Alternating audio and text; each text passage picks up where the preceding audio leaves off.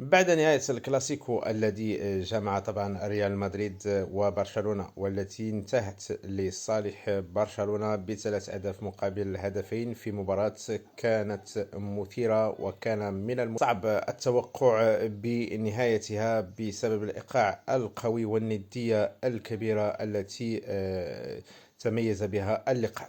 فبعد هذه المباراة نشب خلاف حاد بين مودريتش وإبراهيم دياز، حيث قال مودريتش لإبراهيم دياز أنه كان عليه أن يأتي بسرعة، وكان عليه المزيد من اليقظة حتى يتلقف الكرة بسرعة ولا يتركها لاعبي برشلونة. لكن إبراهيم دياز رد بأنه لم يتوصل بالكرة بالقوة اللازمة.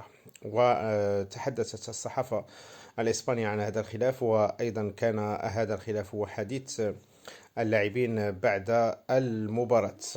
وفي تصريح لأنشيلوتي قال المدرب ريال مدريد بأن الكرة كانت قصيرة قليلا، وأن إبراهيم دياز لم يتوصل بالكرة كما ينبغي.